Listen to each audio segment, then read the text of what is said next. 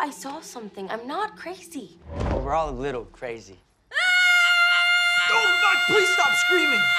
Netflix has been doing its best over the years to create content for a wide variety of people. And whether you like action, comedy, drama, or something in between, there's going to be something for you on the platform. A show that debuted last year and has gotten quite a following is that of Julie and the Phantoms. A mix of teen drama and comedy, along with some catchy tunes, have made it a must-watch amongst those who have seen it. Season 2 is still a bit up in the air right now, but there's still a lot you might not know about the series. Allow us to show you Julie and the Phantom 8 Things You Didn't Know. Be sure to like the video and subscribe to the channel. Number 8, Julie and the Phantoms, a guide to the series. What's that? You don't know what Julie and the Phantoms is all about? We can help you out on that front. Julie and the Phantoms follow Julie, Madison Reyes, a high school girl grieving the death of her mother, who discovers that her garage used to be the home studio of a band called Sunset Curve. Back in 1995, the band, consisting of Luke, Charlie Gillespie, Reggie, Jeremy Shada, and Alex, Owen Patrick Joyner, ate some bad hot dogs and all died just before they got to play a major gig at the Orpheum Theater. And now they're ghosts. Only Julie can see these ghosts unless they're playing music with her. So, of course, they start a new band that helps Julie find her music again, while the band still gets to play even after death. Which, if we're being honest, is very much like a plotline that a teen drama would use. Besides, it's a bit supernatural, and a lot of people like those kinds of stories. In the finale, the band thought they had completed their unfinished business and would be able to cross over after finally playing the Orpheum. But it didn't work, and now they're still having to battle Caleb, Cheyenne Jackson, the head ghost who wants to sign them to an eternal contract to perform at his ghost club. So yeah, there's a lot going on here. And there's more that has been shown behind the scenes and in the potential building to Season 2 that might surprise fans. Which is why so many want the show to be renewed. It hasn't been picked up quite yet though. But while the announcement awaits, there's a lot of BTS stuff you might not realize. Number 7, real musical talent. When it comes to shows like Julie and the Phantoms, there's always the question of, is this really being performed by them? Because sometimes shows will hire very talented actors who can sing and play. And other times, they'll bring in others to sing and play for real off camera. With Julie and the Phantoms, their talent is very much their own. The 4 band members even went to a month-long musical boot camp to really learn how to be a band. According to Netflix, the camp consisted of rigorous acting, singing, dancing, and instrument training. Which, if you think about it, honestly adds more to the show overall because it allows for the performances and musical bits to be better, and not just acting, as well as showcasing the range and abilities of all who are in the cast and performing. 6. Costume design Soyeon An. There is a lot that goes into shows like Julie and the Phantoms, and one of the biggest things is the costumes. They brought in veteran Soyeon An for this particular show, and it shows in the style and substance that the outfits have. And she's revealed some interesting things about the outfits. For example, even though Luke, Alex, and Reggie died in 1995, Soyeon didn't want their clothes to seem too dated. So she built their look around the more timeless clothing pieces of the 80s and 90s. Furthermore, a lot of thought went into creating Luke, Alex, and Reggie's personal vibes because they wanted each guy to have their own identities but still feel like a cohesive band. Soyeon and Kenny wanted each guy to have their own personality but still seem effortlessly cool. She said, Reggie is kind of goofy. He's like a not-so-cool guy. Luke is just cool all the way.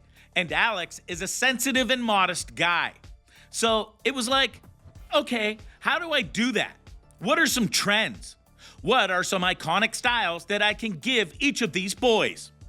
Soyeon also made sure they all wore black pants, which helped make them visually feel like a unit. But what about the leading lady of the group, you ask? During season 1, Julie goes through a huge transformation emotionally as she starts to love music again. And that journey was also shown through her clothes.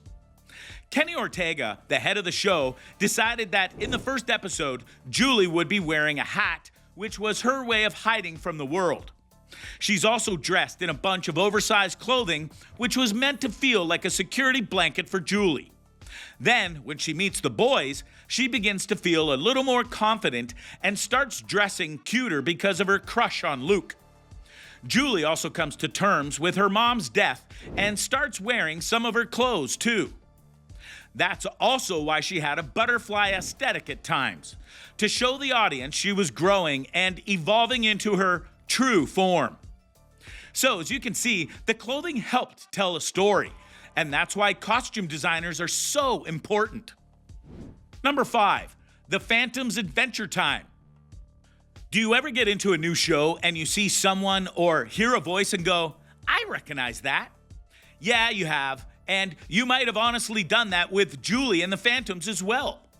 That is because Jeremy Shada, who plays Reggie, was the voice of Finn from Adventure Time. According to Netflix, Madison Reyes, who plays Julie, even fangirled about it when they first met. If you somehow didn't know, Adventure Time was one of the Cartoon Network's biggest and most progressive shows. Well, ever. As such, a lot of people know about it.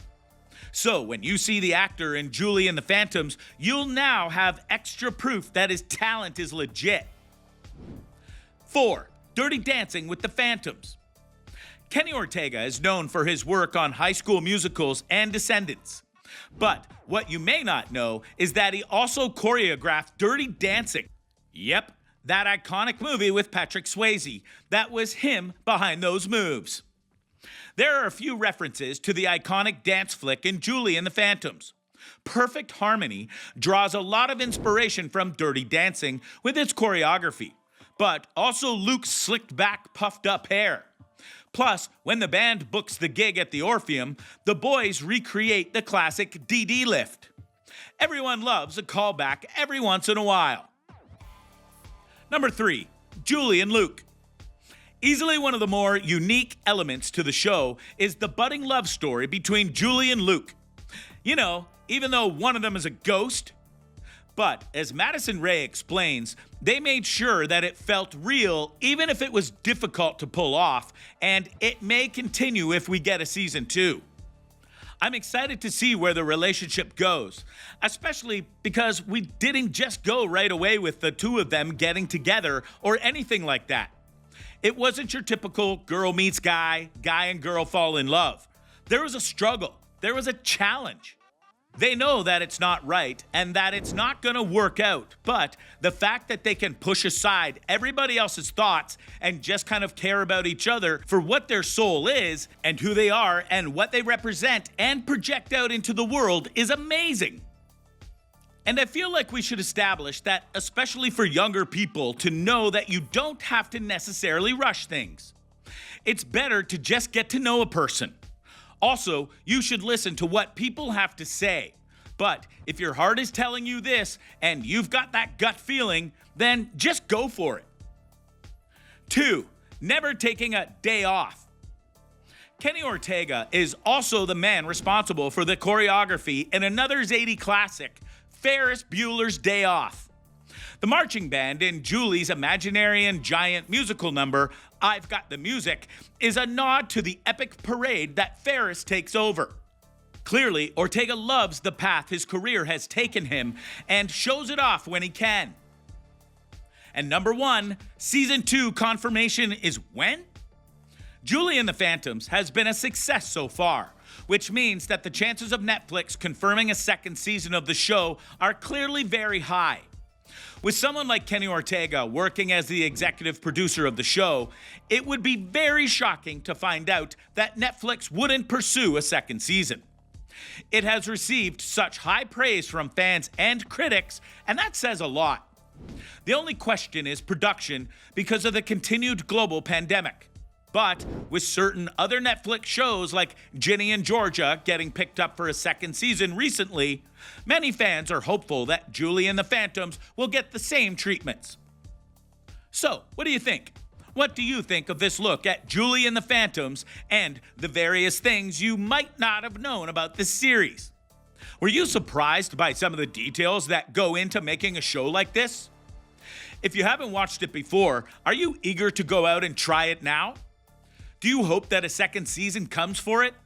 Let us know in the comments below. Be sure to subscribe, and we'll see you next time on the channel.